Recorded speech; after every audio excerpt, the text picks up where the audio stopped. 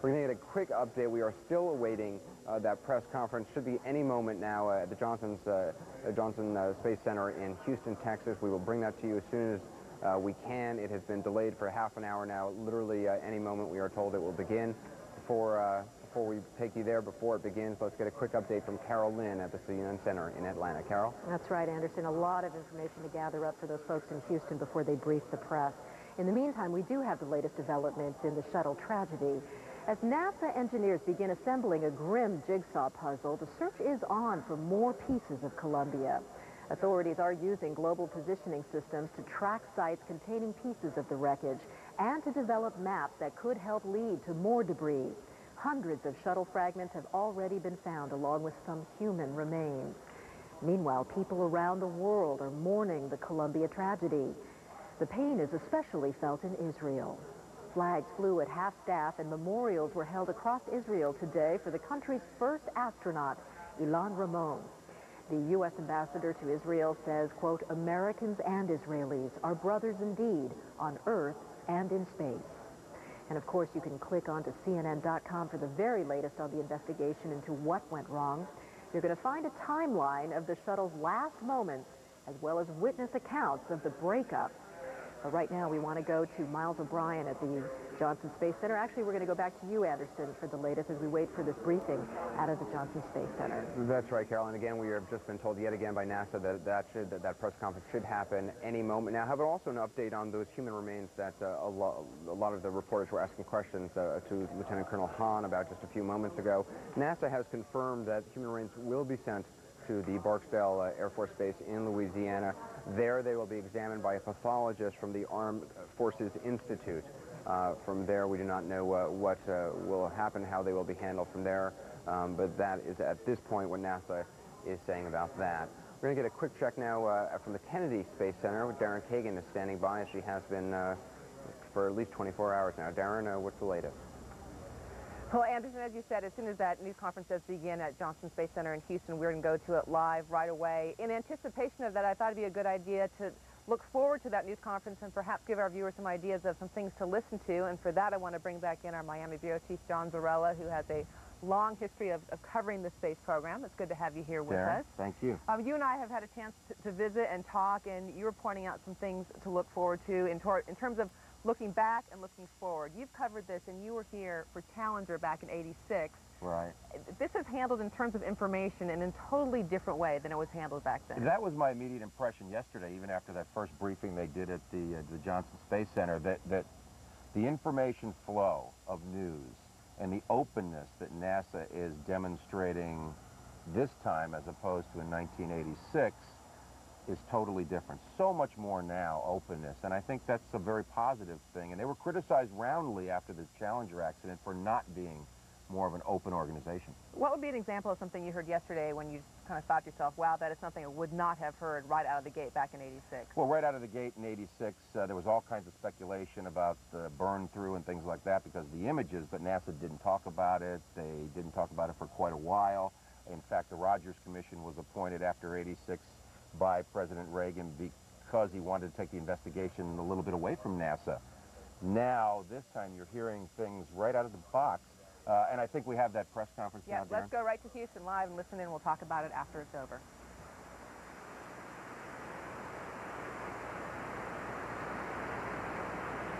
And then we'll throw it open for questions. And I just want to caution up front, please keep your questions brief. One question per reporter. We've got a limited amount of time, about 90 minutes for today's briefing. And I've got a lot of senators, as you can imagine, that are interested in asking questions. So with that, I'll turn it over to Ron. I'm sure that you can imagine that for us, the last 24 to 36 hours have been a blur. It's been a difficult time period for us, but our teams have reacted professionally with much courage, and we've begun the painful process of trying to piece together the events that occurred leading up to the loss of Columbia. Today, I will update you on our latest information relative to the engineering facts as we know them today,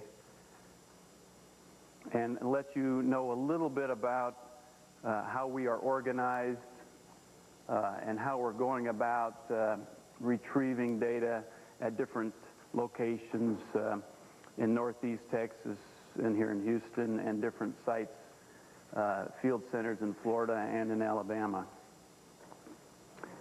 But before I go any further, I would like to take a moment and express my gratitude on behalf of myself and everyone at NASA, the families of the astronauts, and all of those in our country and around the world affected by this tragedy.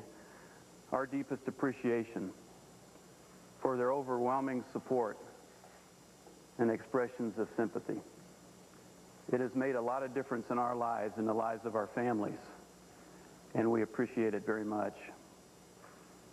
Secondly, the assistance and offers of assistance that we have received from other agencies has been a significant help to us. From law enforcement, emergency response personnel, and from the general public, the response has been overwhelming, and we appreciate it. For those families and individuals in East Texas, in Fort Worth, and Dallas, and Lufkin, and Nacogdoches, those that have gone out of their way to help us identify debris and report it to the proper officials, we thank you. And we again ask that you be cautious. Again, we state that the debris, no matter how small, could have toxic consequences. And so we ask you to notify the proper personnel in a timely fashion. For what you have done so far, we express our thanks. Gathering this information, gathering the debris, notifying to us the locations has been important for us in this first step of piecing together the puzzle. And we are beginning to make progress. Let me talk a little bit about our organization. I believe a press release has come out identifying a Columbia Accident Investigation Board. That board is on its way to Shreveport, Barksdale Air Force Base, should be arriving there this afternoon. We have a mishap investigation team already on the scene with headquarters at Barksdale Air Force Base.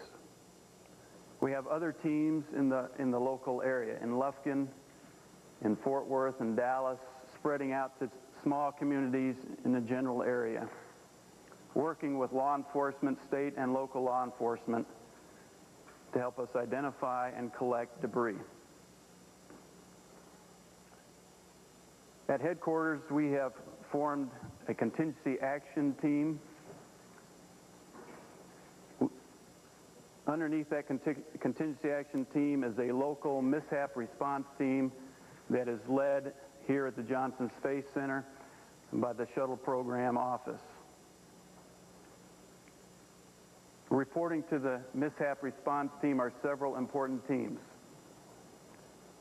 The mishap investigation team, headquartered right now at Barksdale Air Force Base, reports on the status of debris and human remain collection.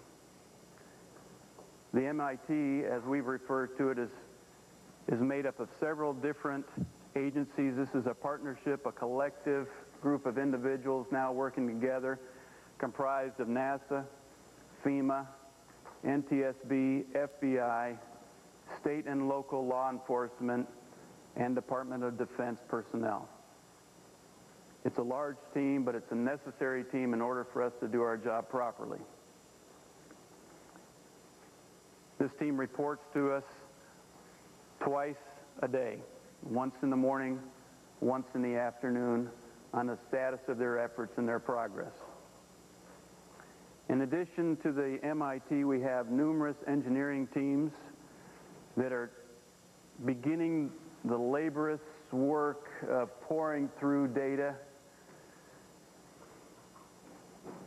taking their time to understand the different pieces and elements of the data, and we're making progress, and I'm pleased at the progress that they're making, but it's going to take us some days and weeks ahead to put it all together and make sure we have it correct.